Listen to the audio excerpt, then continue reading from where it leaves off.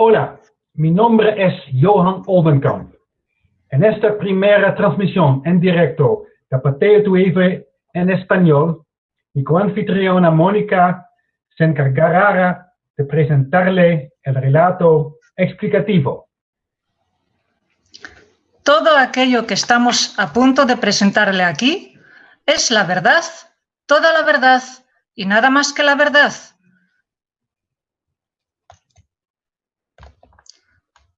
Sin embargo, le pedimos con insistencia que no crea ni una sola palabra de lo que ahora vamos a contar. Johan comparte su verdad, tal y como él la ha descubierto. Mientras usted no haya realizado su propia investigación, simplemente considere toda la información que le vamos a presentar aquí como una posibilidad.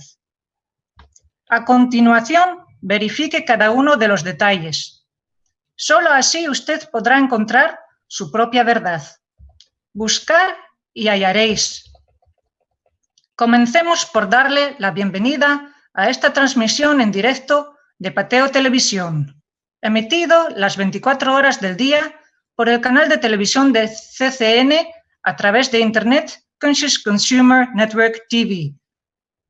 Pateo Televisión se emite todos los jueves a partir de las 8, hora central europea. Toda la obra de Johan está dedicada a la unión entre la ciencia pura y la verdadera espiritualidad, que le ha puesto el nombre Holy Science, que significa la ciencia de la totalidad.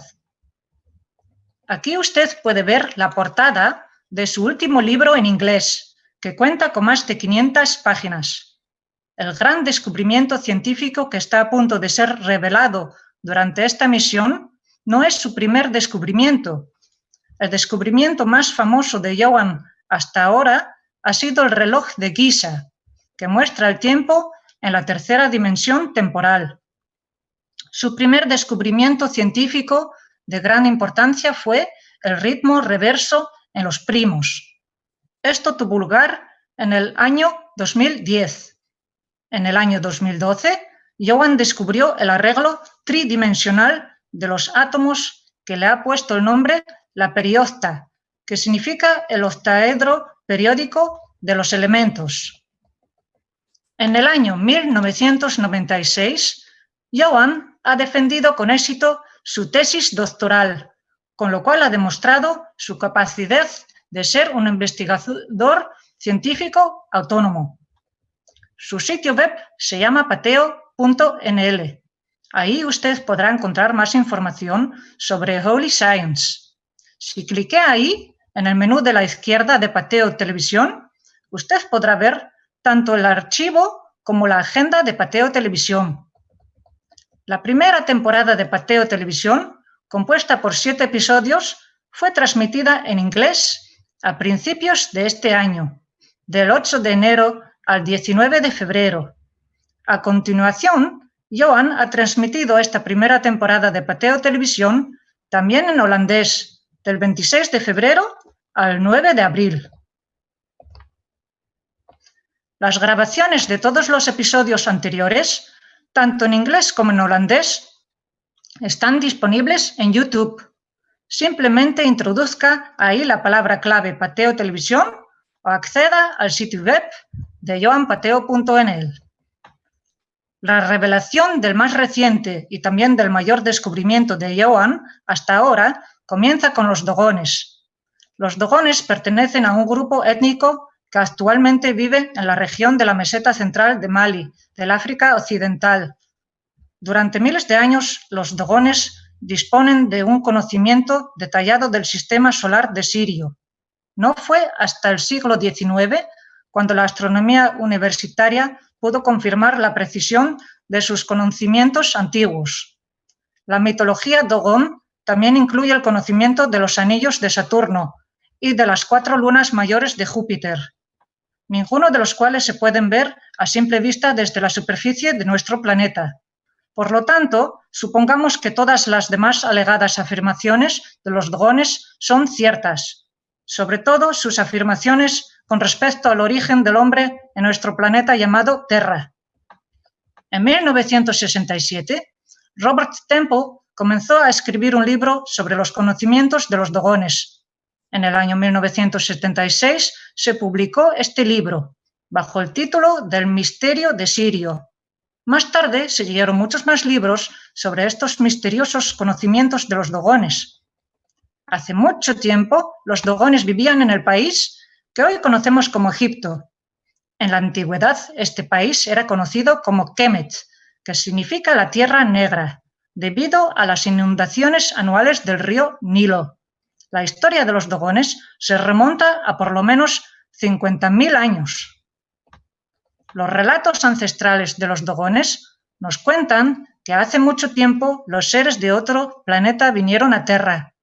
Eran provenientes del sistema solar de Sirio. Actualmente Sirio es la séptima estrella más próxima, aparte de la estrella central de nuestro sistema solar, llamada Helios.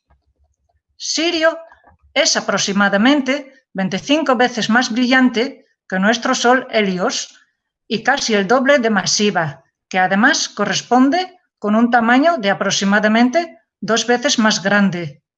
Aunque a simple vista desde la superficie de Tierra, Sirius parezca una sola estrella, en realidad es una estrella doble, ya que se encuentran 2 estrellas brillantes en el sistema solar de Sirio. Actualmente solemos llamar la estrella menor Sirio B y la estrella mayor Sirio A. En el año 1862, Sirio B fue vista por primera vez por el ojo humano a través de un telescopio. Los dogones conocen a Sirio B como Potolo. La palabra en dogón, po, significa pequeña semilla, mientras que tolo significa estrella. Los dogones sabían que Potolo emite una luz blanca brillante. Actualmente la astronomía universitaria ha clasificado a Sirio B como una estrella enana blanca. De hecho, el tamaño de Sirio B es incluso menor que el de Terra. Por eso resulta muy acertado refiriéndose a ella como una pequeña semilla. Tanto la estrella mayor como la estrella menor orbita alrededor de un tercer cuerpo celeste que no emite luz propia. La astronomía universitaria aún no ha podido confirmar la existencia de esta tercera estrella oscura. Los dogones conocen a esta estrella central del sistema solar de Sirio como M-Ya. Este nombre significa sorgo hembra. El sorgo también se conoce como sorghum, un cereal ancestral cultivado a gran escala. También este nombre resulta muy acertado, ya que este cuerpo central, situado en el sistema solar de Sirio, alimenta a ambas estrellas luminosas. Los dogones llamaban a esta estrella mayor Sigitolo, que significa la estrella del Sigi. La conjunción de M-Ya, Sigipolo y Potolo se produce cada casi 50 años. Los seres del sistema solar de Sirio, que visitaron a Tierra hace mucho tiempo, eran provenientes del planeta Silantia, que orbita alrededor de M-Ya.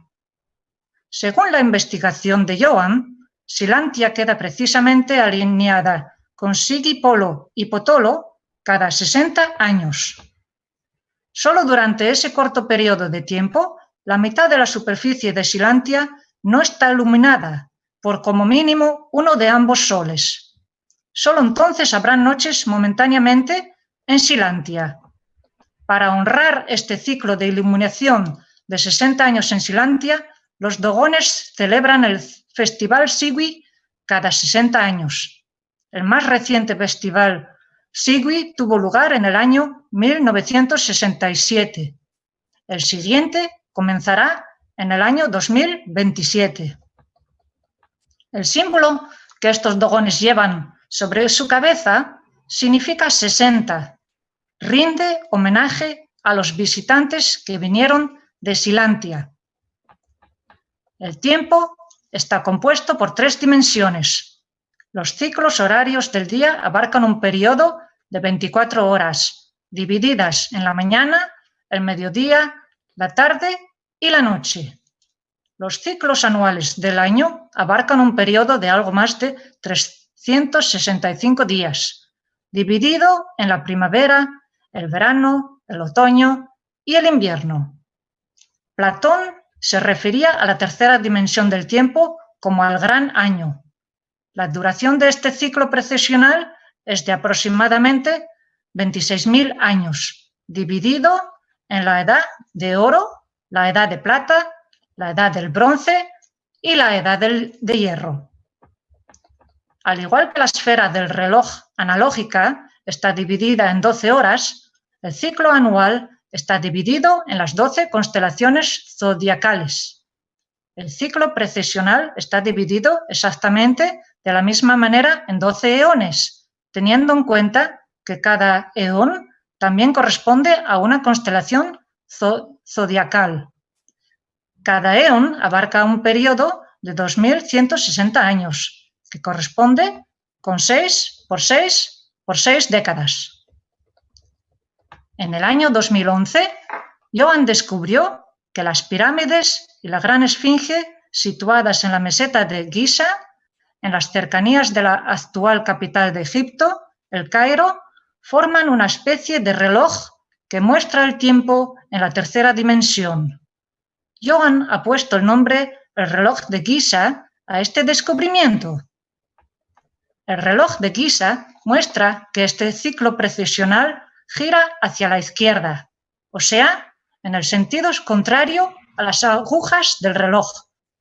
En el famoso año 2012, este ciclo precesional pasó del eón de Piscis al eón de Acuario. Desde entonces, por fin hemos salido de la edad de hierro, con el fin de entrar de nuevo en la edad del bronce. En la época previa al año 2009, antes de nuestra era común, la humanidad pasó también por una edad del bronce. En el inglés se emplea el término BCE para referirse y fechar los años anteriores a nuestra era común, que significa antes de la era común. Esa edad del bronce previa comenzó en el año 6629 antes de la era común. En la época previa al año 6629 antes de la era común, la humanidad vivía en la edad de plata.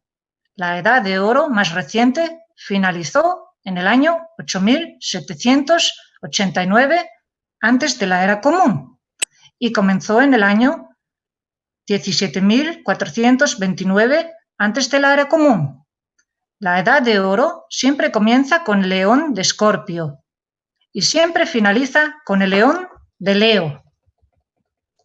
El ciclo del gran año es el resultado del movimiento en forma espiral tridimensional de Helios. Visto de frente, esto se ve como un movimiento circular en dos dimensiones. El movimiento de Helios está conectado con un movimiento similar del sistema solar de Sirio. En varias historias mitológicas, Helios es el hijo que baila con su madre, la cual es Sirio. En la edad de hierro, madre Sirio y su hijo Helios se encuentran en la posición más alejada el uno del otro. Durante ese periodo, Sirio se encuentra a unos 9 años luz de distancia de nuestro planeta. Incluso entonces Sirio sigue siendo la estrella más brillante del ciclo nocturno. En la edad de oro, madre Sirio y su hijo Helios se encuentran en la posición más próxima el uno del otro. Durante ese periodo, Sirio se encuentra a unos 4 años luz de distancia de nuestro planeta. Entonces Sirio es tan brillante como la luna llena. Durante cada edad de oro, experimentamos a Sirio como nuestro segundo sol. La astronomía universitaria quiere hacernos creer que todas las estrellas se alejan las unas de las otras, lo que resulta en una continua expansión del universo. Esto significa que deberíamos ver un supuesto corrimiento al rojo de la luz que emiten todas las estrellas distantes. Sin embargo, es un hecho irrefutable que desde hace algún tiempo la luz procediente de Sirio muestra un corrimiento al azul. Eso significa que Sirio se está acercando a nosotros. La astronomía universitaria no es capaz de explicar esto, sin embargo, Johann sí puede. Johann lo explica muy sencillamente, mostrando que Helios y Sirio están conectados energéticamente. Durante la Edad de Oro, resulta relativamente fácil viajar desde el sistema solar de Sirio hasta nuestro sistema solar, ya que entonces ambos sistemas solares se encuentran en la posición más próxima el uno del otro. Hace 8 edades de oro, alrededor del año 195.000 antes de la era común, los seres del sistema solar de Sirio vinieron a Tierra. Los dogones llamaban a estos seres los gnomos, que literalmente significa para hacer una bebida. Los dogones también se referían a los gnomos como maestros del agua, los monitores y los maestros. Los dogones los describen como unos seres que son tanto anfibios como andróginos. Las esculturas de madera de los dogones, que a veces llegan a tener varios cientos de años de antigüedad, muestran a un gnomo como un ser dotado de tanto unos pechos femeninos como de un aparato reproductor masculino. Según los dogones, inicialmente llegaron 8 gnomos a Tierra. Tal vez este número de 8 es una referencia a la época en la que estos seres vinieron a Tierra, porque hace 8 edades de oro que esto sucedió. Alrededor del año 195.000 antes de la era común, los gnomos crearon al Homo sapiens a su imagen y semejanza. Si Génesis capítulo 1, versículo 26 habría sido traducido correctamente, entonces diría lo siguiente: y dijo Dios, que los dioses creen al hombre a su imagen conforme a su semejanza. En todos los versículos anteriores, Dios es singular, mientras que en la traducción incorrecta de este versículo, de repente Dios se ha convertido presuntamente en plural. Está claro que aquí se ha cometido un enorme error en la traducción. Holy Science demuestra que Dios es uno. Por lo tanto, Dios, por definición, siempre es singular. Los gnomos crearon 2 tipos de Homo sapiens. Si un tipo no sería capaz de sobrevivir en la superficie de la Tierra, entonces tal vez el otro tuviera éxito. Sin embargo, resultó que ambos tipos lograron sobrevivir con éxito. Holy Science se refiere sencillamente a ambos tipos como a los blancos y a los negros, basándose en color original de piel. El cientificismo universitario se refiere a ambas especies humanas como al Homo sapiens neanderthalensis y al Homo sapiens sapiens. En aquellos días la meseta de Giza se hallaba sobre la línea ecuatorial terrestre. Más adelante en esta presentación volveremos a tratar este tema. Por ahora podemos determinar que los blancos han sido introducidos por el hemisferio norte, probablemente en o alrededor de la zona que actualmente conocemos como Alemania, mientras que los negros han sido introducidos por el hemisferio sur, probablemente en o alrededor de la zona que actualmente conocemos como Etiopía. Durante un periodo de aproximadamente 140.000 años, ambos tipos Homo sapiens vivieron separados, los unos de los otros.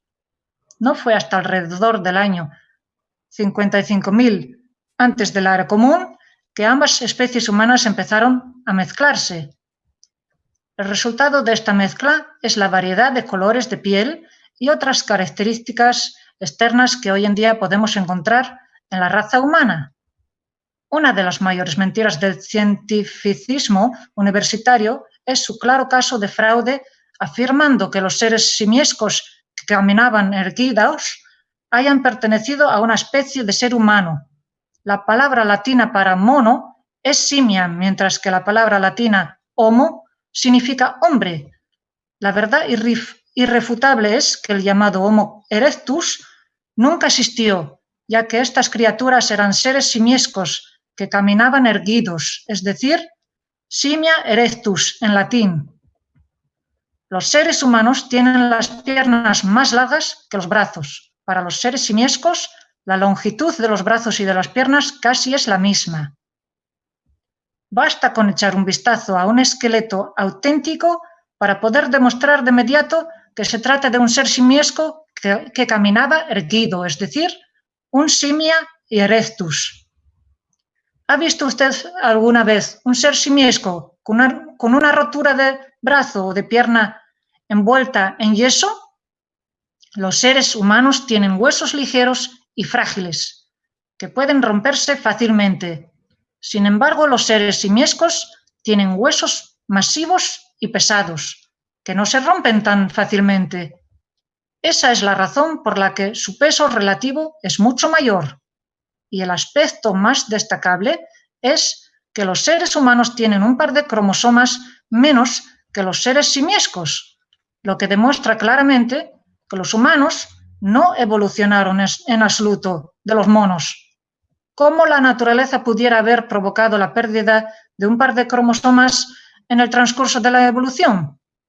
Este solo hecho afirma rotundamente la falsificación de la llamada teoría de la evolución por selección natural, que quizás haya sido la teoría más anticientífica que hemos conocido. La verdad es que los gnomos crearon al hombre a su imagen, conforme a su semejanza, partiendo de los seres simiescos. Esto significa que los humanos tienen un mayor parecido a los gnomos que a los monos. También los cráneos de los seres simiescos difieren marcadamente de los del hombre. Originalmente, los humanos tenían un cráneo mucho mayor que actualmente. Al principio, los humanos poseían una capacidad craneal de alrededor de 1.650 centímetros cúbicos, mientras que hoy en día este volumen se redujo a aproximadamente unos 300 centímetros cúbicos. Enseguida pasamos a explicar la razón de esta notable reducción de tamaño. Sobre la base de los seres simiescos más avanzados que vivían en el centro de Europa, los gnomos crearon a los blancos. Sobre la base de los seres simiescos más avanzados que vivían en el centro de África, los gnomos crearon a los negros. Esto sucedió hace casi 200.000 años. Los blancos emigraron hacia todas direcciones, pero sobre todo hacia el sur y el este. En aquellos días, el nivel del mar se encontraba unos 130 metros por debajo del actual. Esto significa que entre Grecia y Turquía el mar Egeo no existía, porque en aquellos tiempos todo aquello era tierra, con algunos ríos. También el mar Caspio y el mar Negro en aquellos tiempos eran de menor tamaño, y el mar de Azov, al norte del mar Negro, consistía únicamente de tierra firme, y por lo tanto en aquellos tiempos no era mar. Al menos desde el año 130.000 antes de la era común, los blancos ya sabían construir barcos, porque en aquellos días ya navegaban por el mar Mediterráneo. Alrededor del año 39.000 antes de la era común, después de 16.000 años, la mezcla de los negros y los blancos se había completado. A partir de entonces parecía que los auténticos blancos habían quedado extintos, pues la verdad es que los blancos y los negros se habían fusionado en una sola especie, llamada Homo sapiens. En el año 71.000 antes de la era común, es decir, antes del comienzo de la mezcla de ambas especies humanas, el volcán Toba entró en erupción, por lo que los seres humanos casi quedaron completamente extinguidos. Solo alrededor de 15.000 seres fueron capaces de sobrevivir esta enorme erupción volcánica. El actual lago Toba, ubicado en la isla de Sumatra, en Indonesia, es el sobrante de esta antigua erupción volcánica del Toba. En aquellos días, en el año 71.000 antes de la era común, Indonesia no estaba formada por un conjunto de islas como actualmente. En aquella época, todas las islas y los fondos marinos situados entre medio formaban parte de una tierra que estaba conectada, tanto con Asia como con Australia. Esa tierra era conocida como Sondalandia.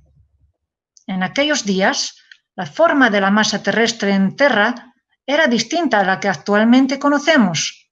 No solo Australia seguía conectada con Eurasia, sino que también el continente americano no era tan vasto en aquella época como actualmente. Al oeste de lo que hoy llamamos el continente en América, se hallaba una enorme masa terrestre llamada Lemuria, y en realidad el actual continente de América formaba parte de Lemuria, también conocida como la Tierra de Mu. Y exactamente donde Platón dijo que supuestamente se hallaba la Atlántida, en aquellos días, en efecto, ahí había una enorme isla. Platón escribió: había, en efecto, una isla situada frente al estrecho, que en vuestra lengua llamáis las columnas de Hércules. Visto desde Grecia, la Atlántida efectivamente se hallaba más allá de las columnas de Hércules, que es un término antiguo para el estrecho de Gibraltar, que une el mar Mediterráneo con el océano Atlántico. Debido a que el nivel actual del mar se encuentra a 130 metros por encima del nivel de aquella época, la Atlántida actualmente yace en el fondo del océano Atlántico, que inicialmente fue nombrado a esta isla legendaria. Volviendo al tema Lemuria, en aquellos tiempos, la actual isla de Pascua se hallaba en la costa oeste de esta antigua tierra de Mu. La población actual de esta isla la llama Rapa Nui. En esta isla, situada en medio del Océano Pacífico, las numerosas estatuas Moai son los restos de la antigua civilización de Lemuria. Casi ningún mapa de Lemuria tiene en cuenta la forma del continente americano en aquellos días. Aquí podemos ver la topografía de la superficie terrestre y del fondo marino.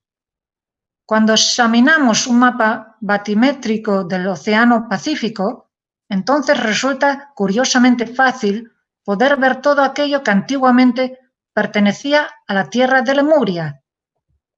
Incluso si examinamos un mapa batimétrico del Océano Atlántico, vuelve a resultar muy sencillo poder ver dónde se hallaba la isla de Atlantis antiguamente. Las islas que actualmente conocemos como las Azores, antiguamente eran las montañas de la Atlántida. En el fondo del océano, en esa región, por ejemplo, podemos encontrar el contorno de la base cuadrada de una pirámide. Después de la erupción volcánica del Toba, en el periodo comprendido entre aproximadamente 70.000 y 60.000 antes de la era común, durante una edad de oro, se originó en Lemuria la primera civilización avanzada. Esto fue una civilización de los negros, con la ayuda de los gnomos. Los rostros de las estatuas Moai comprueban claramente esta afirmación.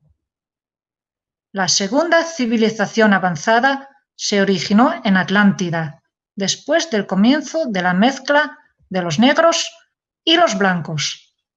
Esta primera época de Atlántida duró aproximadamente del 43.000 antes de la era común al 35.000 antes de la era común, de nuevo durante una edad de oro. Durante el último eón de esta edad de oro, que siempre pertenece al eón de Leo, alrededor del año 37.000 antes de la era común, los atlántides crearon un león gigante con un rostro humano exactamente en el lugar donde había comenzado la mezcla de ambas especies humanas en el año 55.000 antes de la era común.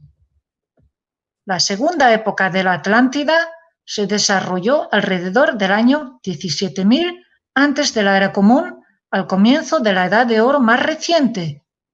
Y de nuevo, durante el eón de Leo, alrededor del año 11.000 antes de la era común, los atlántides volvieron a crear algo de gran magnitud junto al gran esfinge, por supuesto refiriéndose a la Gran Pirámide. Porque el río Nilo migra lentamente del oeste hacia el este, en aquellos días la Gran Esfinge se hallaba en medio del Nilo, mientras que la Gran Pirámide estaba directamente conectada con este río poderoso. En sus diálogos nombrados Timeo y Critias, Platón escribe sobre la civilización perdida de la Atlántida. Según Platón, la Atlántida desapareció 9000 años antes de Solón.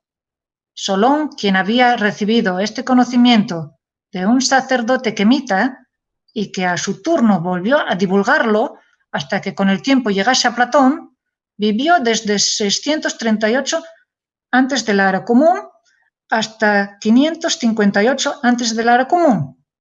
Eso significa que la caída de la Atlántida sucedió alrededor del año 9600 antes de la era común. Las estimaciones temporales de Platón acerca de la inundación de la Atlántida coincide perfectamente con la evidencia de un aumento global del nivel del mar de 130 metros alrededor del año 9600 antes de la era común. Antes de que se produjera este aumento del nivel del mar, Japón solía ser una península. Debe quedar claro que la estructura de Yonaguni, frente a la costa de lo que hoy se conoce como Taiwán, no se construyó bajo el agua. Antes de que se produjera este aumento global del nivel del mar, también Creta era una península. Antes del año 9600 antes de la era común, tal como se dijo anteriormente, no existía ningún mar Egeo entre Grecia y Turquía, porque en aquella época todo aquello era tierra con algunos ríos. ¿Cómo pudo haber tenido lugar un aumento global del nivel del mar de 130 metros? ¿De dónde pudo haber venido toda esa cantidad de agua? La conclusión de la investigación científica de Johann es que toda esta cantidad de agua vino del espacio. Para poder llegar a comprenderlo, volvemos a centrarnos en los gnomos. Hace mucho tiempo, el sistema solar de Sirio fue invadido por invasores intergalácticos inmorales. Mucho más tarde, en la antigua Sumeria, estos saqueadores fueron señalados como los Anunnaki. En cuanto los gnomos se dieron cuenta de la verdadera naturaleza de estos Anunnaki, intentaron exterminarlos a todos. En esto los gnomos han fallado, porque algunos Anunnaki lograron escapar a nuestro sistema solar. A continuación, se refugiaron en el planeta Tiamat, que en aquella época orbitaba entre Marte y Júpiter alrededor de Helios. La superficie de Tiamat estaba totalmente cubierta de agua. Este mundo acuático tenía varias lunas, tales como Ceres, que sigue en órbita alrededor de Helios, entre Marte y Júpiter. También Venus, Plutón y nuestra luna actual, llamada Luna, inicialmente eran lunas pertenecientes a Tiamat.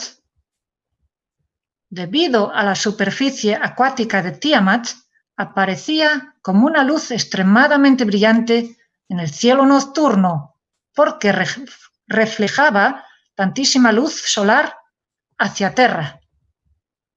De hecho, Tiamat era el nombre que los antiguos sumerios utilizaban para este planeta centelleante. Para ser más precisos, lo llamaban Ti-Amate. En la mitología sumeria, Tiamat era la diosa del agua salada, representada como una serpiente marina. Actualmente, Tiamat se parece efectivamente a una serpiente que entre Marte y Júpiter se arrastra alrededor de Helios, refiriéndose al cinturón de asteroides. El apareamiento en la mitología sumeria de Tiamat con Apsu, el dios de las aguas dulces subterráneas, simboliza que las aguas saladas celestiales de Tiamat se unieron con las aguas dulces terrestres de Terra. La primera generación de dioses según nos cuentan los antiguos sumerios, procedía de Tiamat, después de que este planeta acuático fue asesinado por Marduk. Pero Marduk significa Júpiter. Quizás los gnomos utilizaban a Júpiter como base para luchar contra los Anunnaki. El nombre sumerio Anunnaki significa descendientes de Anu, en referencia a Saturno.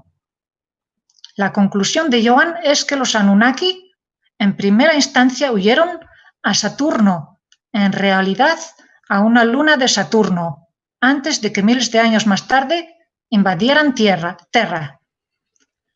La mitología sumeria también nos informa que con el cuerpo de Tiamat dividido en dos, se creó el firmamento y la tierra firme.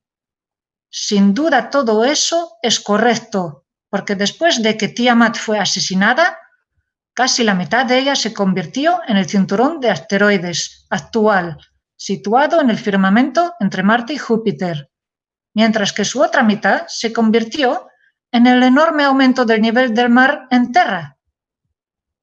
Algunos Anunnaki lograron escapar a la luna de Saturno, Titán, que es la única luna conocida en nuestro sistema solar con una atmósfera densa.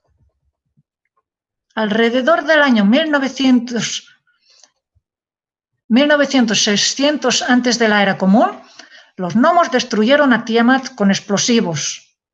Este evento drástico forma el núcleo de la teoría de Tiamat de Johann Oldenkamp.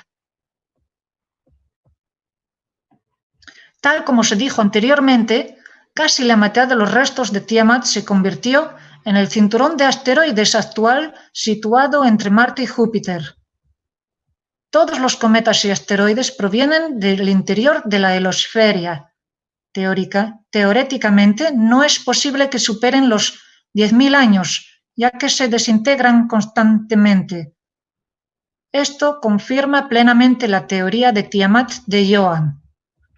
A continuación, se produjo un bombardeo de meteoritos gigantes compuestos de hielo sobre la superficie de Terra. Esta enorme lluvia de meteoros ocurrió alrededor del año 9600 antes de la era común. Después de esta deliberada destrucción de Tiamat, su luna Venus tuvo que ir en busca de una nueva órbita estable. Este acontecimiento en el que Venus se había disparado causó mucha conmoción en Terra, tal como se describe en los libros de Immanuel Velikovsky. Esto significa que la afirmación de Velikovsky, que Venus causó cierta agitación entre todos los seres vivos en la superficie de la Tierra, hace tan solo unos miles de años, es cierta. Sin embargo, casi todas sus otras afirmaciones son falsas.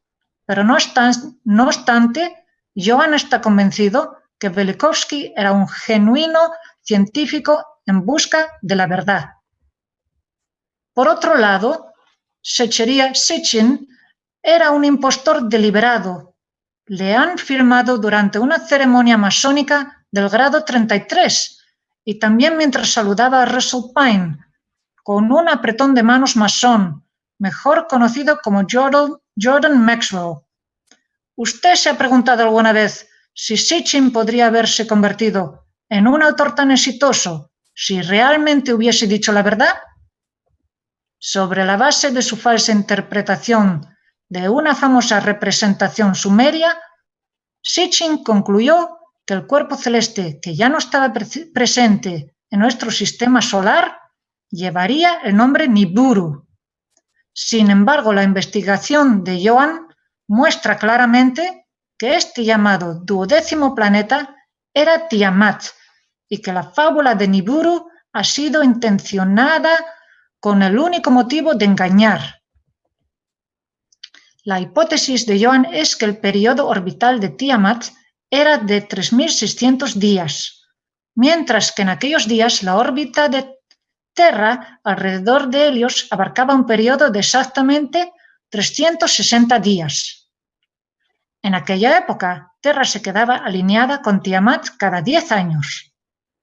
Con este conocimiento básico, el sistema de numeración sumerio casi se vuelve autoevidente. Los antiguos sumerios contaban alternadamente en múltiplos de 10 y 6. Ellos ya solían hacerlo mucho antes de que los Anunnaki invadieran la zona de Mesopotamia. Además, los dogones aún siguen celebrando cada 60º año. La conclusión de Johann es que nuestros antepasados consideraban al número 6 como una expresión de la esencia de la dinámica celestial. La primera ciudad que fue construida después del cataclismo de alrededor del año 9600 antes de la era común fue Göbekli Tepe, en la región en la que ambos ríos comienzan, el Éufrates y el Tigris. La ciudad de Göbekli Tepe fue fundada alrededor del año 9500 antes de la era común.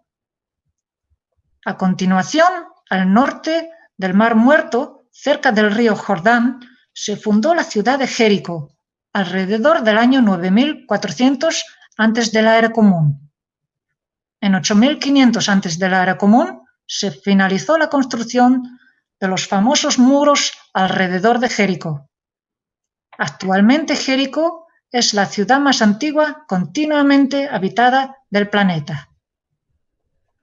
Más tarde, en el año 7400 antes de la era común, se fundó la ciudad de Çatalhöyük, en la tierra que actualmente conocemos como Turquía. Jericó y Çatalhöyük fueron las primeras ciudades de la región que también eran conocidas como la Media Luna Fértil. Hasta alrededor del año 5500 antes de la era común, también la región del norte de África solía ser mucho más fértil que ahora.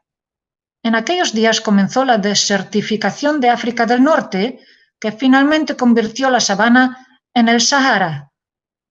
Esta desertificación causó la migración de los norteafricanos hacia la región del Nilo. Del mismo modo, aunque mucho más tarde nacieron civilizaciones alrededor del valle del Indo y del río Ganges en la antigua India y alrededor del río Yangtze en China, también conocido como el río Amarillo. El acontecimiento de mayor impacto en la vida en Tierra no ha sido el aumento del nivel del mar del año 9600 antes de la era común, sino la llegada de Luna en una órbita alrededor de Tierra, casi 6500 años después. Antes de la llegada de Luna, el eje de rotación de Tierra no estaba inclinado como actualmente. Antes este eje solía ser perpendicular al plano de la eclíptica, que es el plano de la órbita de Tierra alrededor de Helios. En esa posición original, tal como se dijo anteriormente, la meseta de Giza se hallaba sobre la línea ecuatorial terrestre, al igual que otras decenas de antiguas construcciones. Todas estas antiguas construcciones se hallaban sobre la línea ecuatorial terrestre original como homenaje al sol Helios. Cada mañana en aquellos días, en cualquier lugar, a lo largo de esta línea ecuatorial terrestre original, el sol Helios solía salir exactamente por el este para luego seguir ascendiendo hasta llegar al cenit al mediodía, después de lo cual solía ponerse exactamente por el oeste. Por esta razón, todas las antiguas construcciones, desde Machu Picchu en el Perú actual hasta las estatuas Moai en la isla de Pascua, se encuentran perfectamente situadas sobre la línea ecuatorial terrestre original. Todas estas antiguas construcciones en Perú, Argelia, Egipto, Vietnam, Tailandia, India, Birmania y Vanuatu en Oceanía proceden de la época antes del año 3114 antes de la era común. Debido a la actual posición de Tierra inclinada, esta línea ecuatorial terrestre original describe la forma de una onda sinusoidal. La posición original del polo norte está donde hoy se encuentra la ciudad de Valdez, en el estado estadounidense de Alaska, junto en medio de un pentagrama invisible. En los puntos de este pentagrama encontramos a Giza, Angkor, Vanuatu y la isla de Pascua. Joan aún no tiene claro hacia cuál lugar de gran importancia apunta el quinto punto en el océano, un poco hacia el este de Brasil. Esto es nuestro planeta visto desde el norte geográfico en su posición original. Antes de la llegada de Luna, el Sol Helios solía salir todos los días exactamente por el mismo lugar, por el este, y también solía ponerse exactamente por el mismo lugar, por el oeste. Lo único que solía cambiar gradualmente era la constelación zodiacal que se podía observar justo antes del amanecer. Es por eso que estas constelaciones zodiacales eran tan significativas para nuestros antepasados, puesto que en aquella época era la única forma de llegar a saber la época del año, ya que en aquellos tiempos no existían las 4 estaciones. Cada signo zodiacal abarcaba exactamente 30 amaneceres y un ciclo completo de 12 periodos estelares abarcaba exactamente 360 días, tal como se dijo anteriormente. Los nombres que aún hoy en día se siguen utilizando para las 12 constelaciones zodiacales provienen de los nombres dados por los antiguos sumerios. Estas 12 constelaciones zodiacales facilitaban a los antiguos sumerios la posibilidad de dividir el año, que en aquella época abarcaba un periodo de 360 días, en 12 partes iguales. Joan se refiere a estos periodos de 30 días cada uno como periodos estelares.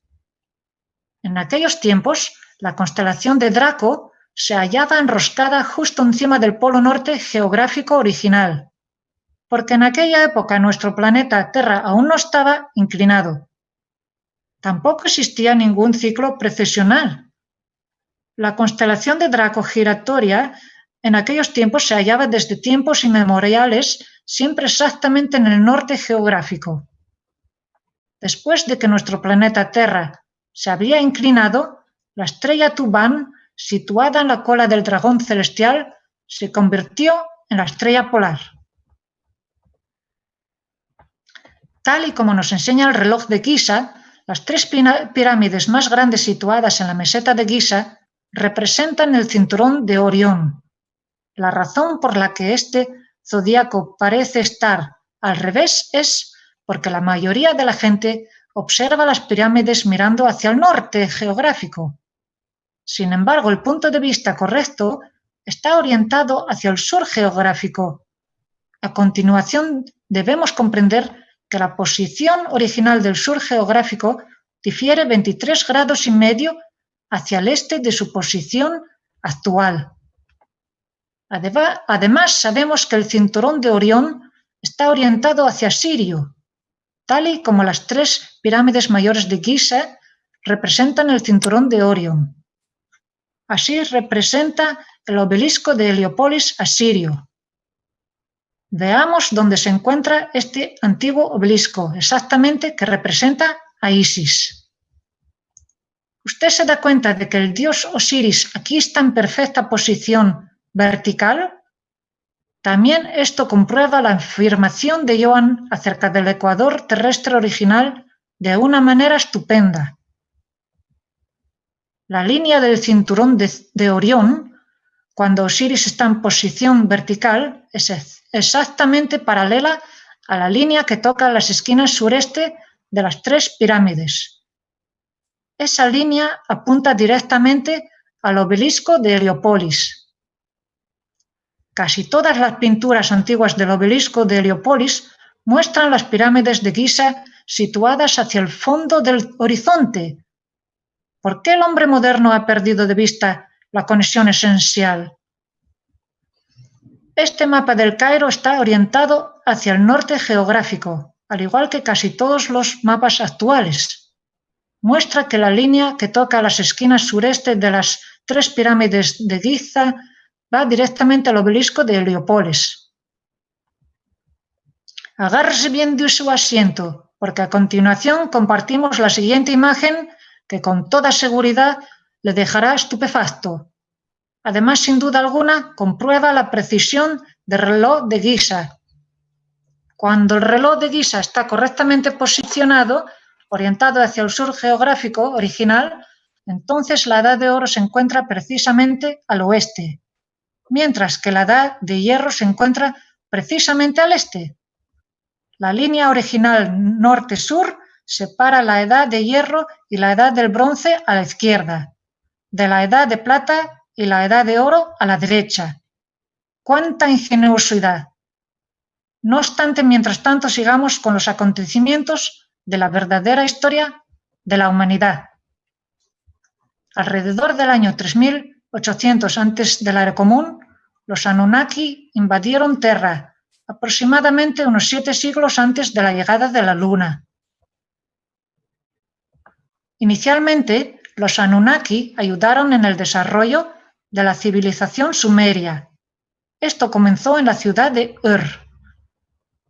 Antiguos textos sumerios describen a los Anunnaki como seres altos, con aspecto reptil.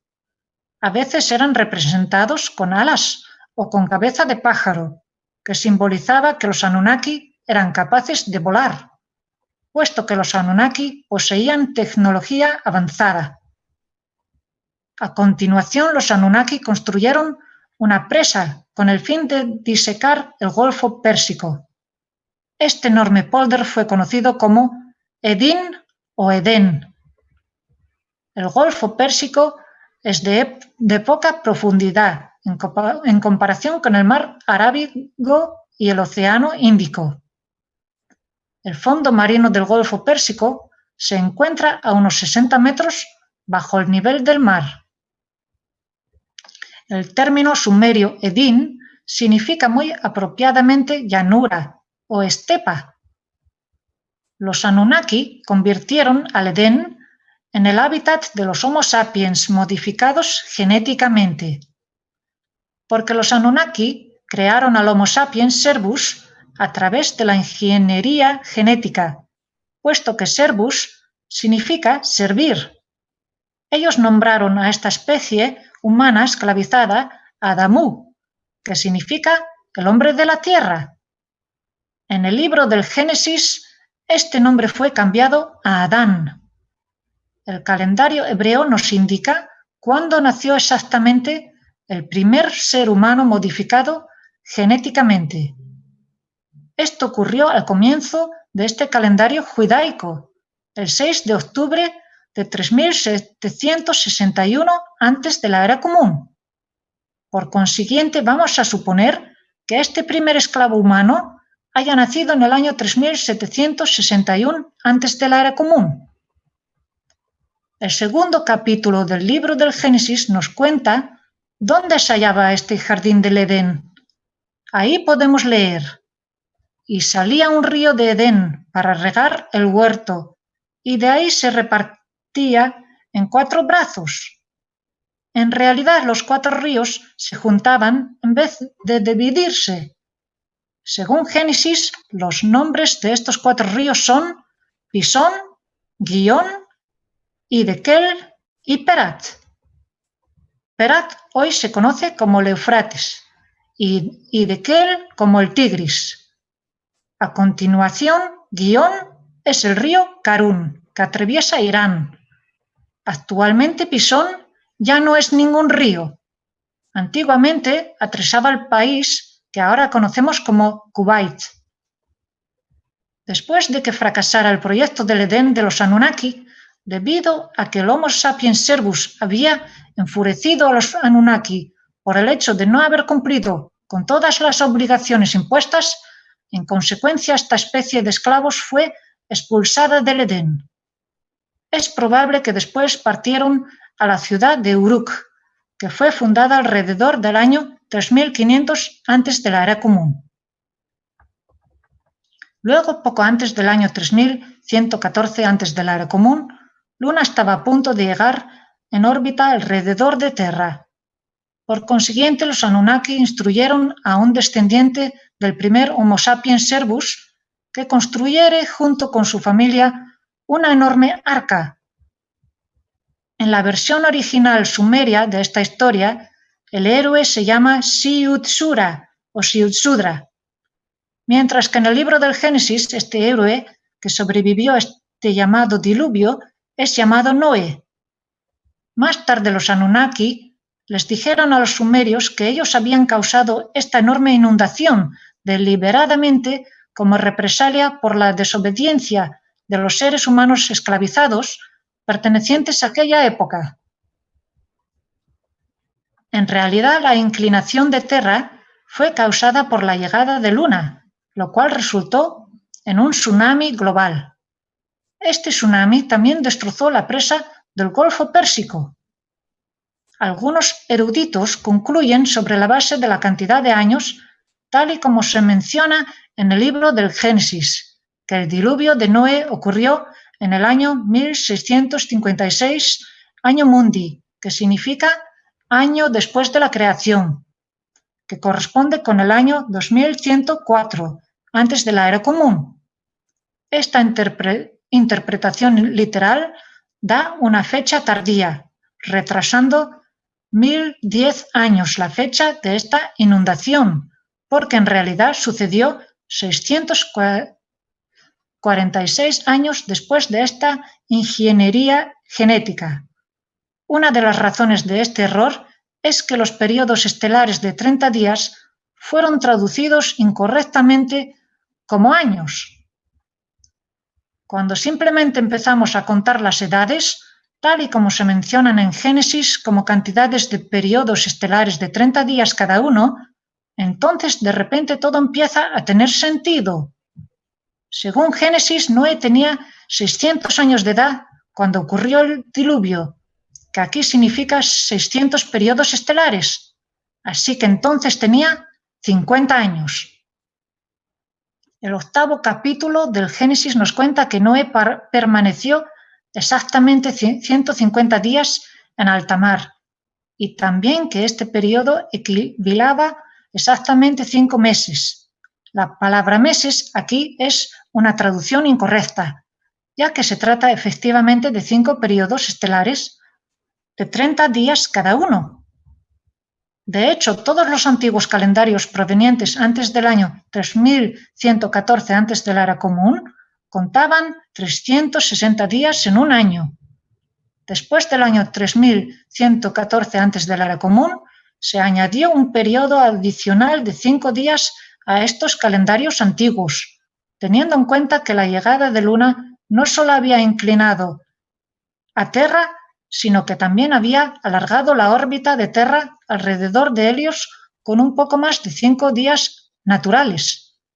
Es por eso que en la antigua Kemet el calendario fue dividido en 12 periodos estelares de 30 días cada uno, más un 13º periodo de 5 días adicionales.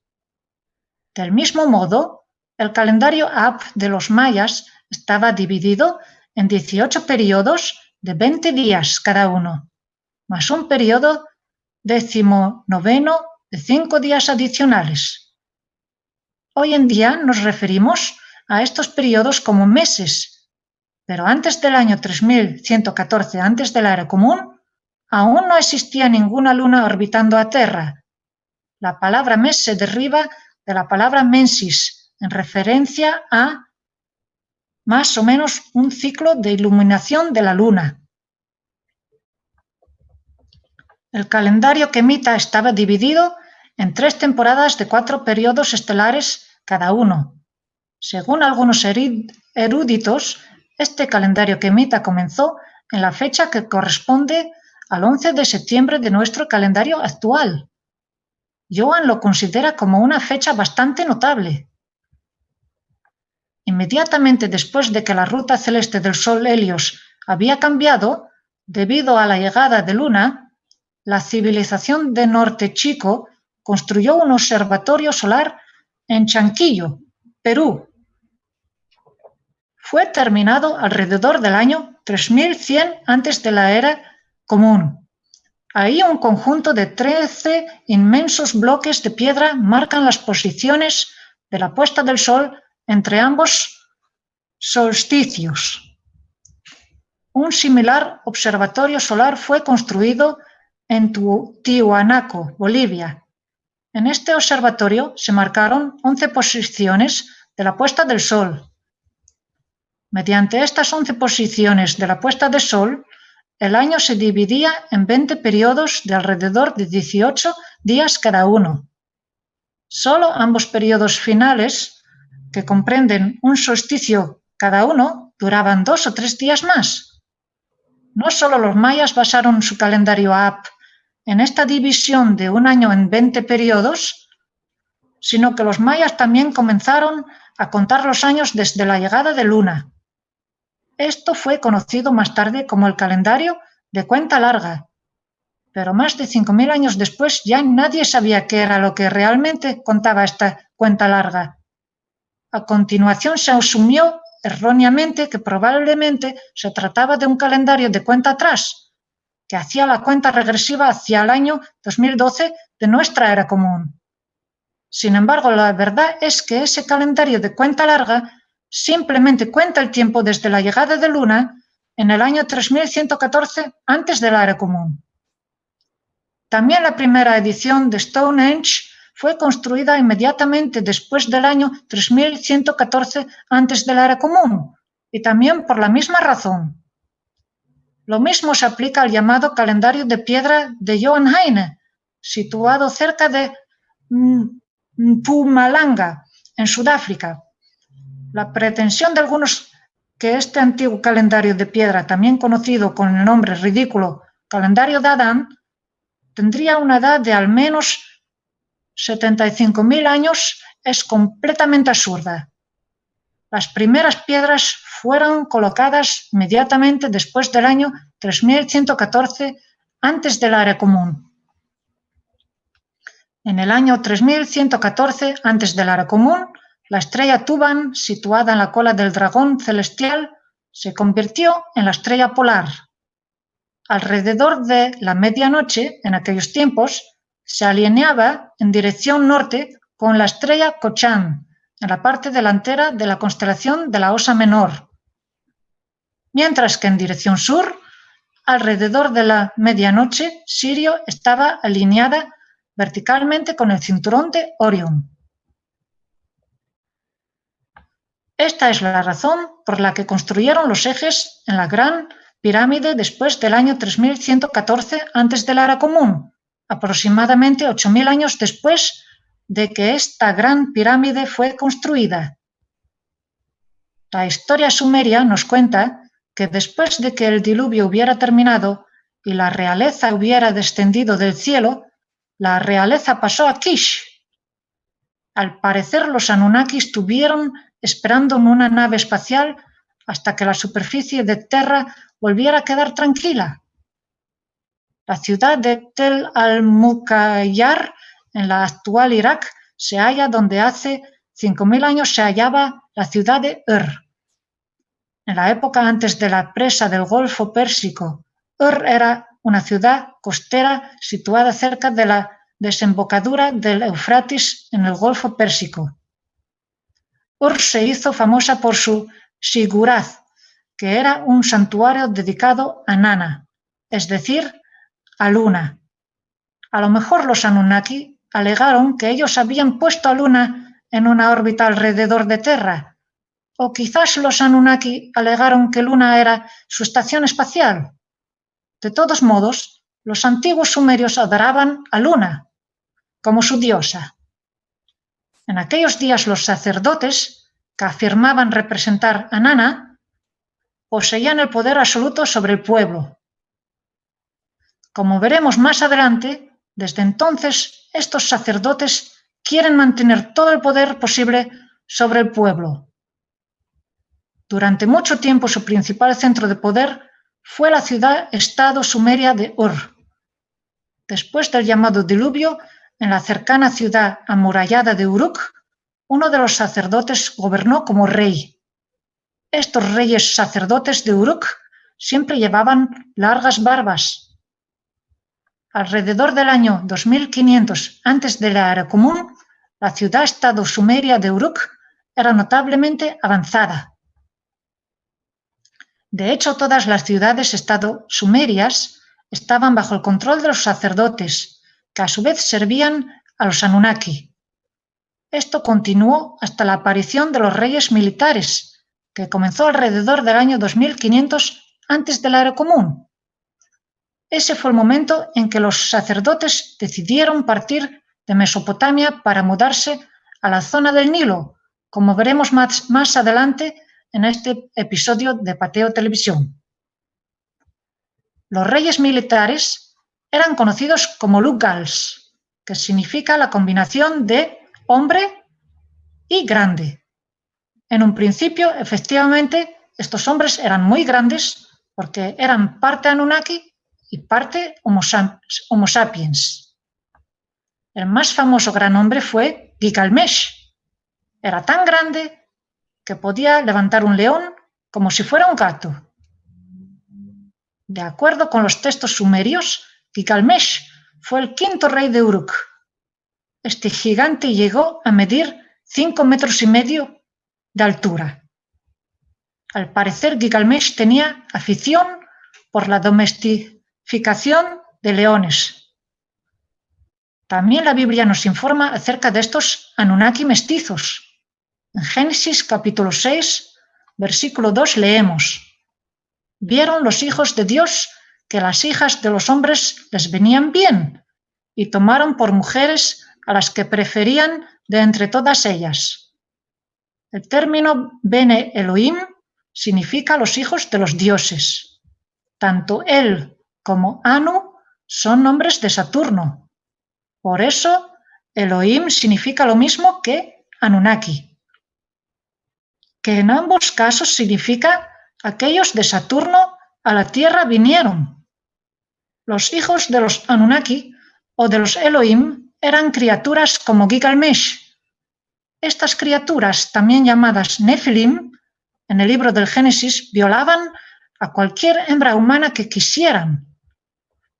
Desde entonces, los descendientes de estos Anunnaki mestizos honran a estas mujeres violadas, representando a una mujer como su madre primigenia. Más tarde en Kemet también se utilizó el nombre de Isis, haciendo referencia a esta madre primigenia. Leonardo da Vinci trató de advertirnos acerca de estos descendientes a través de su pintura titulada Mona Lisa, haciendo referencia a la luna.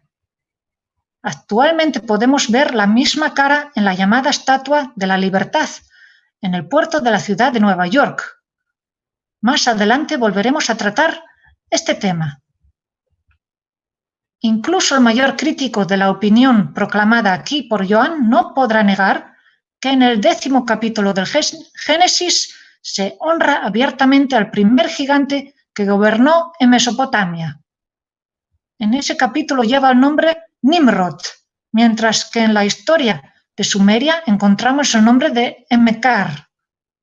En realidad, el libro del Génesis es nada más que una versión alterada aquí y allá del verdadero relato histórico de los descendientes de los Anunnaki mestizos.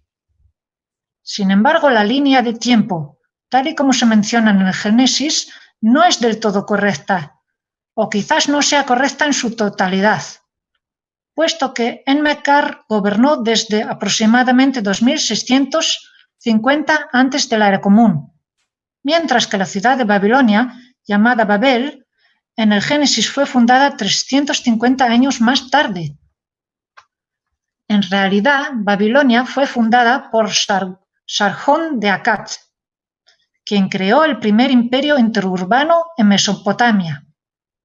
Alrededor del año 2200 antes de la era común, se construyó un enorme edificio en Babilonia, llamada la Torre de Babel, en el Génesis. En aquellos tiempos, Babilonia también era famosa por sus jardines colgantes. El nombre acadio, Ba'im, significa puerta. a Saturno. La palabra sumeria El se convirtió en Il o Ilu en acadio.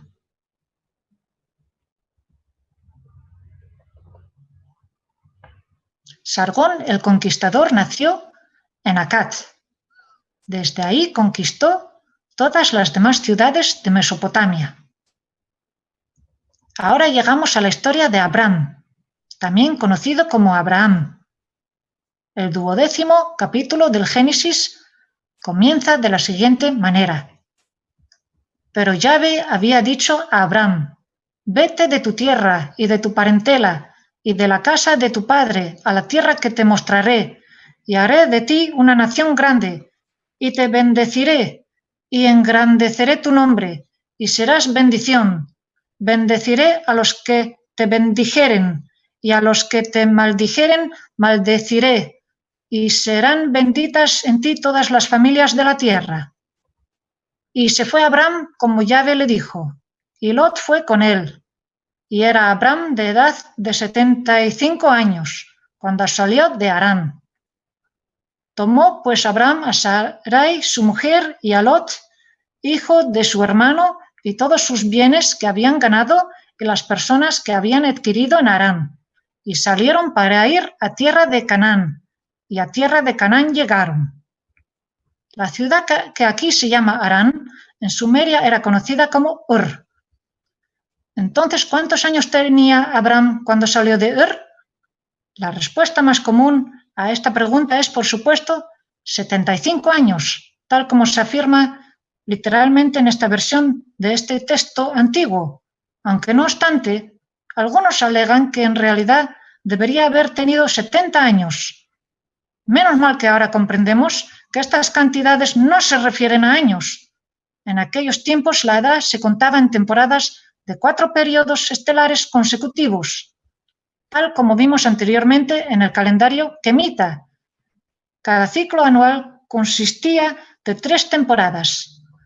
Esto significa que Abraham tenía 75 temporadas de edad, es decir, 25 años, cuando le dijeron que partiera de la ciudad de Ur. Según los eruditos judaicos, Abraham nació en el año 1948 Anno Mundi. Para Johan no es ninguna casualidad que también el ilegal Estado de Israel fue fundado en el año 1948, pero nuestra era común. Entonces la siguiente pregunta es, ¿en qué año mundi partió Abraham de Ur?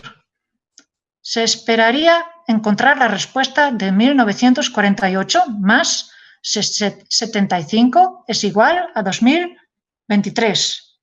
Pero las respuestas que Johan encontró en Internet oscilaban entre 1953 y 2448, lo cual significa un margen de casi 500 años. Es evidente que no hay consenso sobre la fecha de partida de Abraham. Johan llegó a la conclusión de que Abraham nació en el año 1812 antes de la era común y que partió de Ur en el año 1787 antes de la era común. Una interpretación literal coloca el nacimiento de Abraham 352 años después del llamado diluvio. En realidad nació 1302 años después de esta inundación, lo que significa 950 años más tarde. Esto demuestra que la exactitud histórica del libro de Génesis es demasiado baja. La conclusión de Johan es que estas historias están destinadas a ocultar una historia secreta subyacente. Esa historia secreta subyacente nos informa de que la base del poder de los sacerdotes, servidores de los Anunnaki, se mudó de Mesopotamia a la zona del Nilo. Si efectivamente partieron en el año 1787 antes de la era común, entonces su migración del poder tomó un periodo total de 23 años, ya que Ginger, como primer rey semita, obtuvo el control sobre Kemet en el año 1764, antes de la era común. El año que está justo en medio de este periodo de migración es el año 1776, antes de la era común. y por eso también hubo una migración de poder en el año 1776 de nuestra era común, tal y como Johan explicó en la primera serie de Pateo Televisión. Durante la 13ª dinastía, Yenger se convirtió en el primer rey semita de Kemet. Antes de él, todos los reyes de esta tierra negra eran descendientes de los negros, tal y como la estatua del primer rey de Kemet nombrado Narmer o Menes muestra claramente. También vemos que la primera dinastía comenzó inmediatamente después del llamado diluvio en el año 3114 antes de la era común. Ahora no vamos a explicar detalladamente todas estas dinastías. Solo señalamos que durante la 15ª dinastía los sacerdotes procedentes de Mesopotamia habían obtenido el control total sobre la zona del Nilo. Por eso fueron señalados como los Hyksos, que significan los gobernantes de países extranjeros o simplemente reyes extranjeros. En Éxodo capítulo 12, versículo 41 leemos que los descendientes de Abraham permanecieron en Kemet durante 430 años. Esto significa que el faraón o el rey del llamado Éxodo gobernó durante la 18ª dinastía, que fue la primera dinastía del Imperio Nuevo. Enseguida pasamos a comprobar, sin duda alguna, quién exactamente era este rey. La mayoría de la gente asume que solo existieron 32 dinastías. Durante aquella 32ª dinastía, Grecia gobernaba sobre Egiptos, tal y como entonces se conocía ese país. Después de la muerte de Cleopatra en el año 30 antes de la era común, sin embargo, comenzó la 33ª dinastía en la que Egiptus era una provincia del Imperio Romano. Oficialmente, este Imperio Romano terminó en el año 641 de nuestra era común, pero en realidad el Imperio Romano simplemente siguió operando detrás de las escenas. El centro de poder de este oculto Imperio Romano, que quiere gobernar todo el planeta, nunca salió de la ciudad de Roma. Este centro de poder hoy en día se conoce como la Ciudad del Vaticano. En la antigua Kemet habían 5 tipos de edificios o casas importantes, llamados Per. Per-A era la casa grande o la residencia real. El nombre griego faraón basado en Per-A o Per-A no se conocía en la antigua Kemet. Per-Ka era la casa de la proyección física, lo que significa una tumba. Per-Ba era la casa de la sabiduría, lo que significa un templo. Per-Ber era la casa del entendimiento, lo que significa una academia, sobre la cual mucho más tarde se basó la idea de las universidades. Por último, Per-Neter era la casa de la naturaleza. En realidad, la palabra naturaleza se originó de Neter o Netr. La palabra griega para un Per-Neter se convirtió en pirámide, que significa fuego en el centro. Puesto que una Per-Neter era algo completamente distinto que una Per-Ka, podemos concluir fácilmente que la afirmación de que las pirámides sirvieron como tumbas es totalmente falsa. La 18ª dinastía de Kemet comenzó en el año 1549 antes de la era común con el reinado del rey Ahmose I. El nombre Thutmose o Thutmosis significa nacido de Tot. Por lo tanto, debería escribirse como Tot Moisés. Cuando Thutmosis II murió en el año 1479 antes de la era común, Thutmosis III tenía tan solo 2 años. Por eso la primera esposa de Thutmosis II, llamada Hatshepsut, Hatshepsut, se convirtió en regente durante 21 años. La segunda esposa de Thutmosis II, llamado Iset, era la madre de Thutmosis III, el heredero de Thutmosis II. A la edad de 23 años, Thutmosis III se convirtió en el gobernante. Debido a sus muchas conquistas, era conocido como el rey guerrero. Thutmosis III ganó todas sus batallas. Bajo su reinado, que comenzó en el año 1458 antes de la era común, Kemet alcanzó su máxima expansión imperial, que incluía la actual Siria y Palestina. El nombre Amenhotep significa Amon está satisfecho.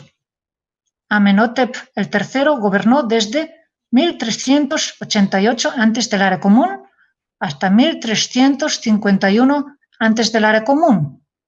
Su reinado fue un periodo de prosperidad sin precedentes y esplendor artístico, mientras Kemet alcanzó la cima de su poder internacional.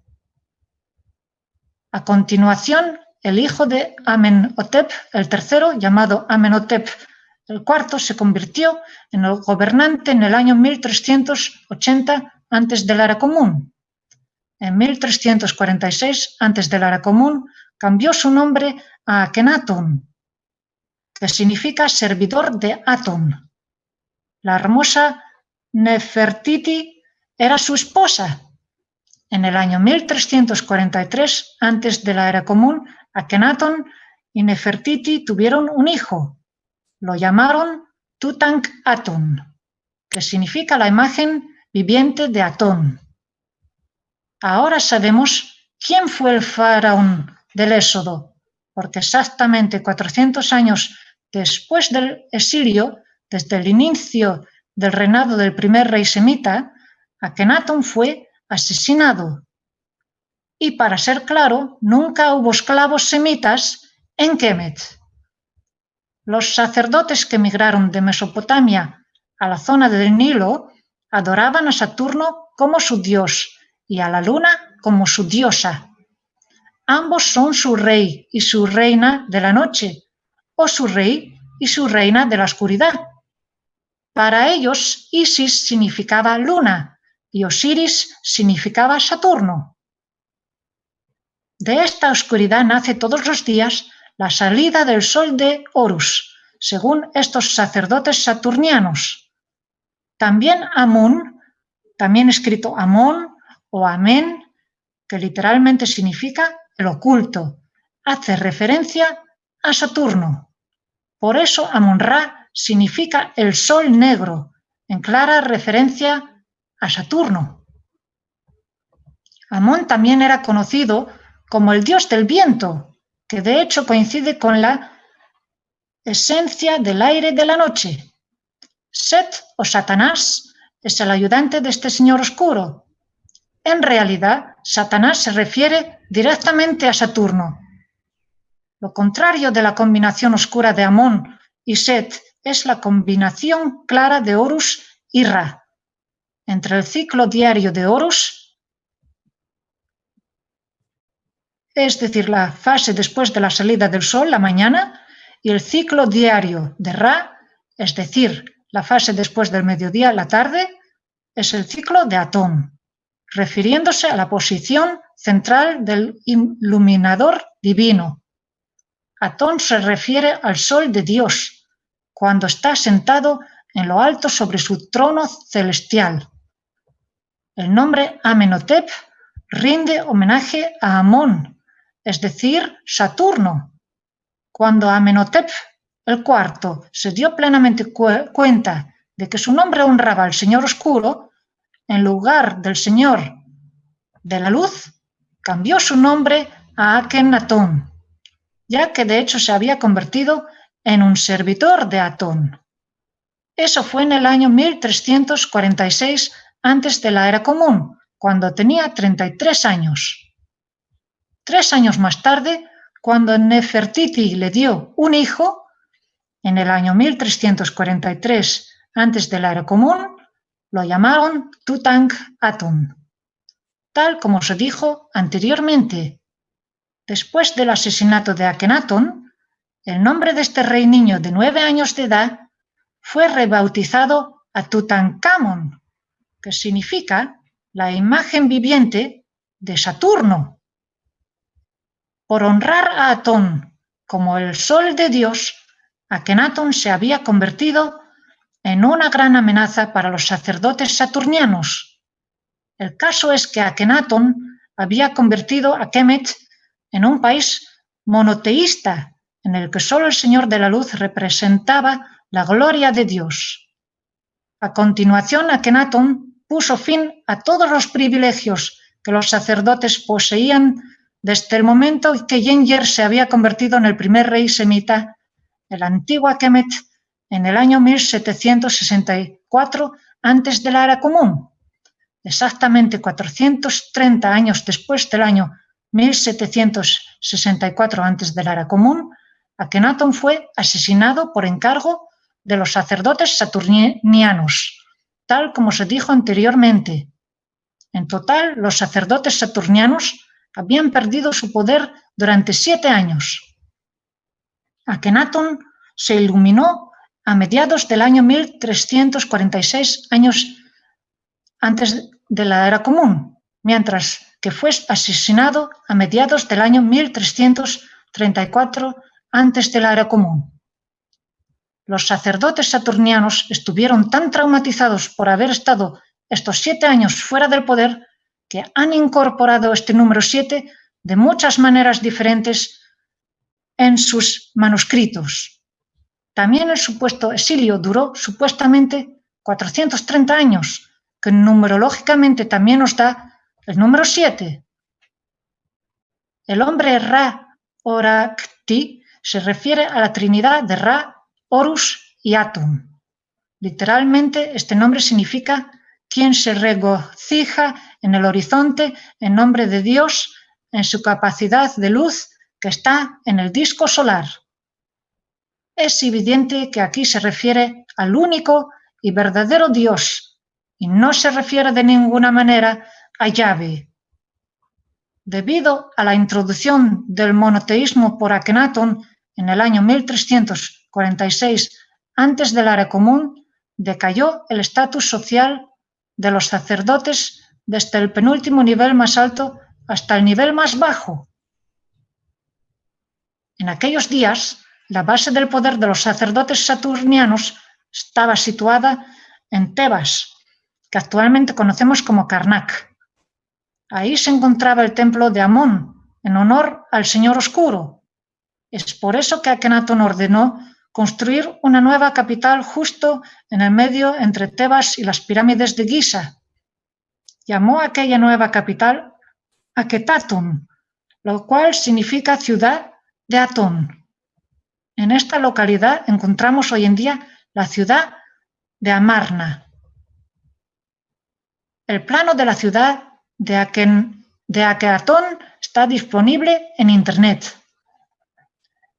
Akenatón servía al Señor de la Luz, mientras que los obsesionados con el poder servían al Señor Oscuro. Atón significa Helios, el sol de Dios. Amón significa Saturno, el Señor Oscuro de los anillos. Akenatón manifestó la conciencia del Cristo. La historia de Mitra, casi 1000 años más tarde, fue basada en la historia de Akenatón. Y aquella historia finalmente se convirtió en la historia de Jesús. Es la eterna lucha del bien contra el mal de los hombres que sirven al diablo contra aquellos que sirven al Dios. Horemheb, que supuestamente era de nacimiento común, era el comandante en jefe del ejército bajo el reinado de Tutankamón y Ay. Durante el reinado de Horemheb, que comenzó alrededor del año 1319 antes de la Era Común, se volvieron a deshacer todos los cambios realizados por Akenatón. Así, Horemheb dejó bien claro que Kemet había vuelto completamente bajo el control de los sacerdotes saturnianos. Por esta razón se encuentra un Amón personificado al lado de su propia estatua. Horemheb también demolió todos los monumentos de Akenatón y reutilizó todos los restos en sus propios proyectos de construcción y usurpó los monumentos de Tutankamón y Ay. Horemheb probablemente no tuvo hijos porque nombró a su visir Paramés como su sucesor, quien a continuación asumiría el trono como Ramsés, el primer rey de la 19ª dinastía de Kemet. ¿Qué se puede decir acerca del libro del Éxodo? ¿Se trata aquí de un relato histórico genuino? En primer lugar, no hay evidencia alguna de que el llamado Templo de Salomón hubiese existido. Para Johann está absolutamente claro que en realidad se trata de un templo metafísico, según descrito por la Cábala. Su conclusión es que la historia de los llamados israelitas en realidad describe la agenda oculta de los sacerdotes saturnianos. Existe una abrumadora cantidad de evidencias históricas y arqueológicas que demuestran que ninguno de estos eventos realmente tuvieron lugar. El Canaán, descrito en el libro de Josué, es una tierra de fantasía que en realidad nunca existió. Pero debido a su agenda oculta, los sacerdotes saturnianos fueron capaces de tomar el control sobre la mayor parte de esta región más de 3000 años después. Su objetivo final es la creación del Gran Israel, el llamado Sion, que incluye tanto la zona del Nilo como Mesopotamia. ¿Nunca se ha parado a reflexionar sobre el nombre de los israelitas? ¿O deberíamos decir israelits o israelitistas? Ellos afirman ser el pueblo elegido. Sin embargo, para el verdadero Señor de la Luz, todos los hombres son iguales. Solo los adoradores del Señor Oscuro creen en la estrategia dividir para vencer. El personaje ficticio llamado Jacob en el libro del Génesis, el nieto del personaje ficticio llamado Abraham, cambió su nombre a Israel, porque este nombre significa Él reina, es decir, Saturno reina. Es por eso que estos adoradores de Saturno honran a su dios en el día de Saturno, es decir, el sábado, que llamaron el Sabbat. De hecho, Yahvé, El, Anu y Iru se refieren todos a por lo menos un intruso extraterrestre malvado proveniente de la luna de Saturno, Titán. Este satánico señor oscuro es un ser enojado, vengativo, celoso y enfurecido, porque eso está claramente descrito en las antiguas escrituras. Aquellos que sirven a este señor oscuro como su dios se llaman los elites, los Elohim, los Anunnaki o los iluminados. Sin embargo, no debemos tirar el grano con la paja. Las escrituras antiguas, tales como los libros del Génesis y del Éxodo, también contienen profundas comprensiones espirituales. Solo debemos hacer una distinción entre lo que es el grano y lo que es la paja.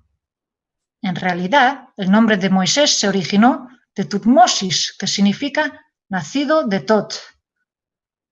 Como ya he dicho anteriormente, Tot representa el estado mental de la comprensión completa. Johann piensa que el personaje ficticio de Moisés está basado en Akenatón, que entendía completamente la esencia de Dios y la creación de Dios, tal y como hace hoy en día Johann. Además, los 10 mandamientos junto con el primer capítulo del Génesis son las partes más importantes de estos textos antiguos en cuanto a la verdadera esencia del único y verdadero Dios. Durante el resto de las dinastías quemitas, los sacerdotes saturnianos se aseguraron bien para que ningún otro rey iluminado, igual que Akenatón, volviera a afectarlos en su poder. Esto duró unos 1000 años hasta que Alejandro Magno conquistó a Kemet en el año 332 antes de la era común y lo llamó Egiptos. En nombre del Imperio de Macedonia, Ptolomeo I se convirtió en el primer faraón de la 32ª dinastía en el año 3005 antes de la era común. El último faraón de esta dinastía, ptolemaica, era la conocida Cleopatra. En el Museo Arqueológico de Estambul se encuentra una estatua de este gran Alejandro III de Macedonia. Tenía tan solo 24 años cuando conquistó a Kemet. Falleció a la edad de 34 años. ¿Nos lo estamos imaginando o hay una clara semejanza entre Cleopatra, la séptima Filopator y la mujer representada en la Estatua de la Libertad? Tal vez esta séptima Cleopatra era descendiente de pura sangre de la madre primigenia que fue impregnada por los hijos de los Elohim. Durante el reinado de este último faraón egipcio, ella entró en un pacto con Julio César, el emperador del Imperio Romano. Después del suicidio de Cleopatra, Egipto se convirtió en una provincia llamada Egiptos del Imperio Romano. Eso fue el comienzo de la 33ª dinastía de Egipto, en la que Roma se convirtió en la nueva capital. Precisamente por eso también se mudó la base de poder de los sacerdotes saturnianos hacia Roma. Y en el momento en el que se había completado esta migración, comenzó nuestra era común. Este nacimiento de nuestro año 1 ciertamente tuvo lugar en Roma y no en Belén, ya que en aquella época aún no existía.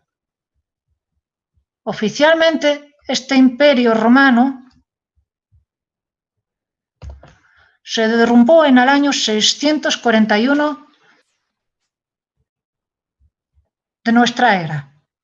En realidad, los sacerdotes saturnianos mantuvieron el control detrás de las escenas.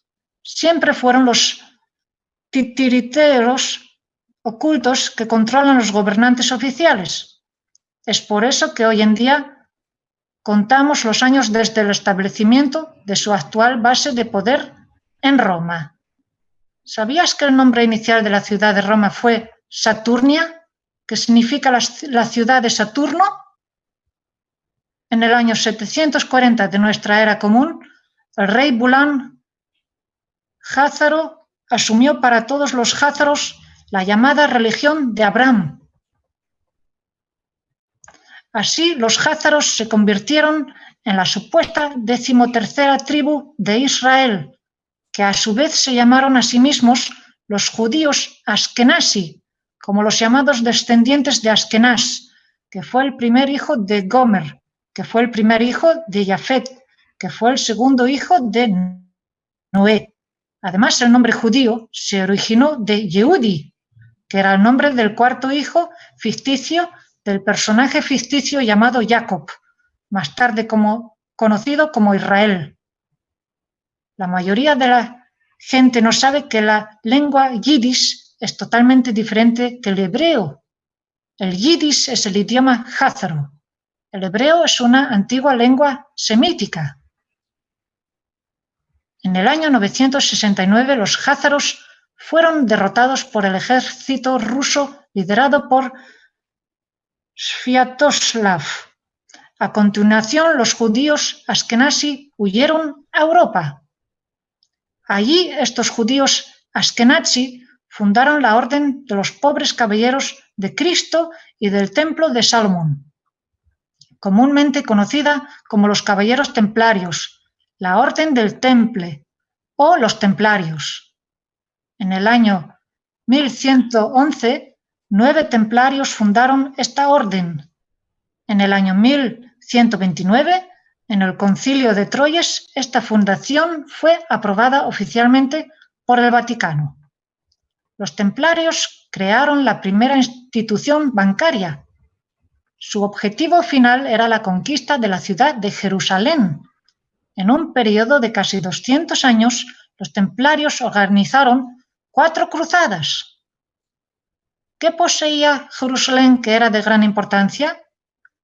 La historia nos cuenta que en el año 1200 antes de la era común, Jerusalén fue conquistada por los jebuseos. Según el libro del Génesis, los jebuseos eran descendientes del hijo de Noé, Cam, a través de su hijo Canaán. Por eso también fueron conocidos como los cananeos. Eran conocidos por sus prácticas horrendas, entre otros el sacrificio de niños. ¿Fueron estos jebuseos los sacerdotes saturnianos que habían huido de Kemet durante el reinado monoteísta de Akenatón? ¿Fue esa la verdadera historia del Éxodo? De todos modos, los templarios no lograron conquistar Jerusalén. El 18 de mayo de 1291, durante el asedio de Acre, los templarios fueron derrotados por los mamelucos, liderados por el sultán de Egipto llamado Al-Arraf Khalil.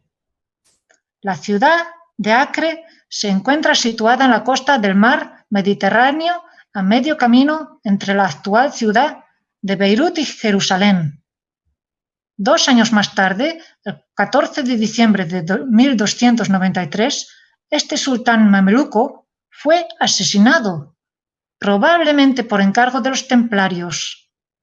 Esto ciertamente no ha sido el último asesinato por encargo de estos sacerdotes saturnianos.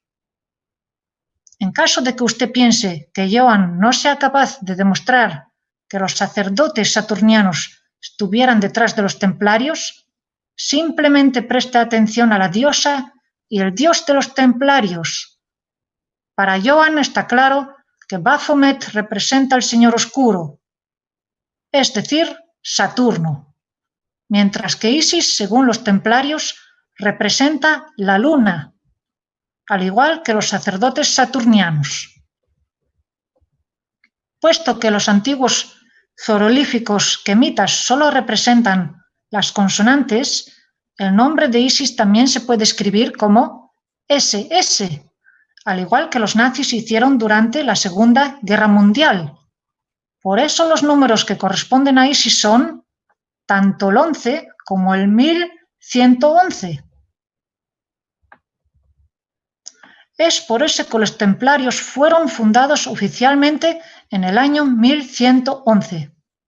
Sin embargo, la primera cruzada comenzó unos 15 años antes, por encargo del Papa Urbano II, que en aquellos tiempos era el líder público de los sacerdotes saturnianos.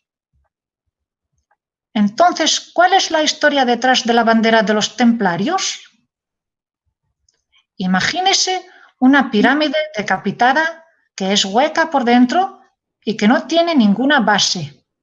A continuación, esta hueca pirámide de cartón se extiende en el suelo alisándola.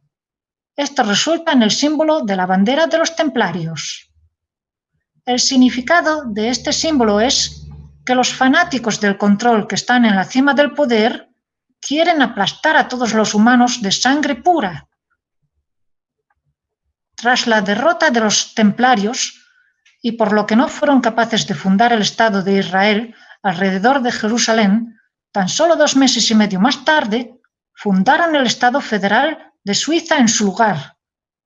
El nombre francés Suisse es una contracción de Suis Isis, que significa siguiendo Isis.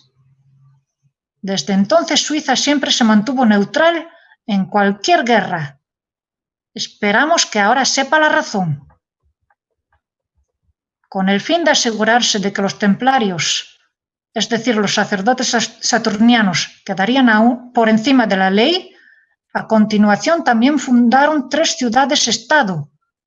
Este imperio de las 3 ciudades se compone junto a la ciudad del Vaticano de Washington en el Distrito de Columbia y la ciudad de Londres. ¿Se ha preguntado usted alguna vez por qué se encuentra un obelisco en cada una de estas 3 ciudades-estado saturnianas? En el siglo XX, los sacerdotes saturnianos volvieron a organizar cruzadas. Esta vez no lo hicieron de manera tan directa como en el pasado medieval. Después de la Primera Guerra Mundial, Palestina quedó bajo mandato británico. A continuación, después de la Segunda Guerra Mundial, se fundó el Estado ilegal de Israel. Actualmente los sacerdotes saturnianos están organizando la Tercera Guerra Mundial, cuyo objetivo final es la creación del Gran Israel, también conocido como Sion, incluyendo tanto la zona del Nilo como la región de la antigua Mesopotamia. A los sacerdotes saturnianos también les resulta necesaria la Tercera Guerra Mundial para finalmente poder conquistar plenamente Jerusalén. Solo entonces se completarán las cruzadas saturnianas. Es por eso que todos los llamados líderes son marionetas, que son controlados por los rabinos jasídicos, tal como se conocen estos sacerdotes saturnianos hoy en día. Hace más de 5.000 años que los descendientes de los hijos de Elohim llevan aterrorizando la vida en este planeta. Actúan de acuerdo con sus propias creencias en su Señor oscuro. No se detendrán, a menos que nosotros los detengamos.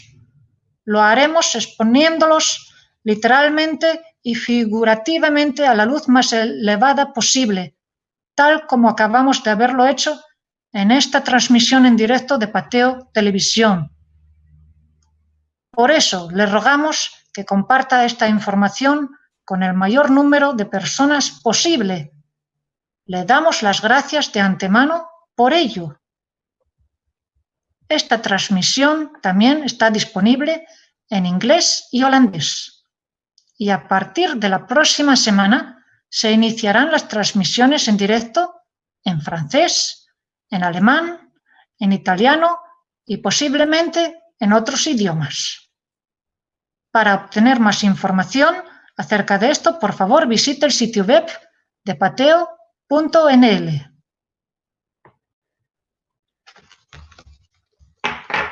Muchas gracias.